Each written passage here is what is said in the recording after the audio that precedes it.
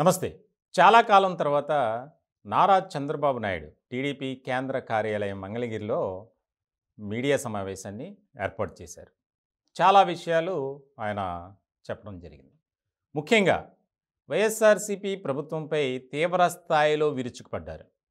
ఎందుకనంటే రైతుల పాలిట శాపంగా మారింది ఈ జగన్ ప్రభుత్వం అని, అలాగే ముఖ్యంగా అంగన్వాడీ కార్యకర్తల సమస్యలను పరిష్కరించడంలో పూర్తిగా విఫలమైందని, వారికి తెలుగుదేశం పార్టీ అండగా ఉంటుందని కూడా చెప్పారు. ఇలాంటి సందర్భంలో కొన్ని ప్రాముఖ్యమైనటువంటి వ్యాఖ్యలు చేశారు. 2024 తర్వాత ఆంధ్రప్రదేశ్లో వైఎస్ఆర్సీపీ కనిపించదు, కనుమరుగవుతుంది. అలాగే వైఎస్ఆర్సీపీని ప్రజలు సాగనంపడానికి సిద్ధంగా ఉన్నారు. ఇంకొక ముఖ్యమైనటువంటి విషయం, ఎవరైనా వైసీపీలో మంచివాళ్ళు ఉండి వస్తాము అంటే ఆలోచిస్తాం అని కూడా కీలకమైనటువంటి వ్యాఖ్యలు చేశారు. ఇప్పుడు దీనిపై తీవ్రమైనటువంటి చర్చ జరుగుతుంది రాజకీయ వర్గాల్లో. ఎందుకనంటే గత కొంతకాలం ఆయన్ను కేసులు పెట్టి జైల్లో పెట్టించారు. ఆయన ఇటువంటి అవినీతికి పాల్పడలేదు. అయినప్పటికీ ఉద్దేశపూర్వకంగా వైఎస్ఆర్సీపీ సర్కార్ ఆ రకమైనటువంటి ఇబ్బందులకు గురి చేసిందని ఇప్పటికే తెలుగుదేశం పార్టీ శ్రేణులు ఆరోపించడం జరిగింది. దీనికి సంబంధించి కోర్టుల్లో కూడా టీడీపీ అధినేత నారా చంద్రబాబు నాయుడుకి కొద్దిగా పాజిటివ్ వచ్చింది అంతా. ఇలాంటి క్రమంలో ముఖ్యంగా ఎన్నికలనే టార్గెట్గా చేసుకొని ముందుకు వెళ్ళాలి, జనసేనతో కలిసి ప్రయాణం చేయడానికి మేము సిద్ధంగా ఉన్నామని దానికి రూట్ మ్యాప్ను రెడీ చేసుకున్నారు. అలాగే సూపర్ 6 అనే దాంతో ప్రజల్లోకి వెళ్తున్నారు. అలాగే ఓ పక్కన యువగలం కార్యక్రమం కూడా జరుగుతుంది. ఇలాంటి నేపథ్యంలో ఆయన చాలా కాలం తర్వాత మీడియాతో మాట్లాడారు. వాస్తవానికి ఆయన పార్టీ కార్యాలయానికి వచ్చారు.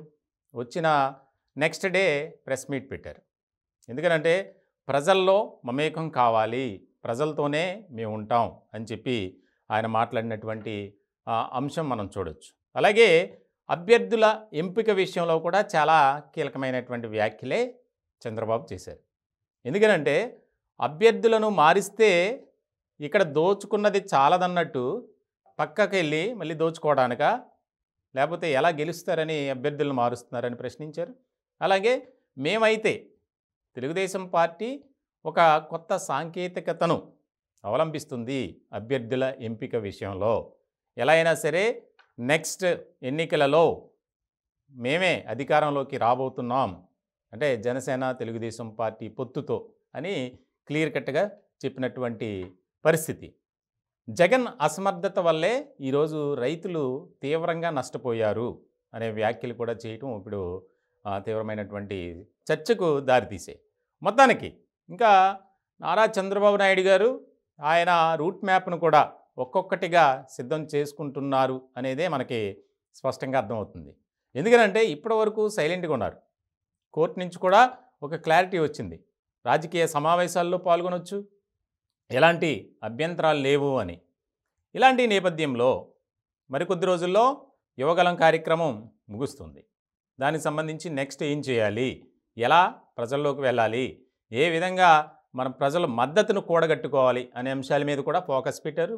దానికి సంబంధించి ముఖ్యంగా ఈ యొక్క ఎవరైతే వైఎస్ఆర్సీపీలో అసంతృప్తులు ఉన్నారో, వ్యతిరేకతతో ఉండి బయటికి రావడానికి సిద్ధంగా ఉన్నారో వారి జాబితా కూడా చంద్రబాబు నాయుడు గారి చేతికి చేరింది.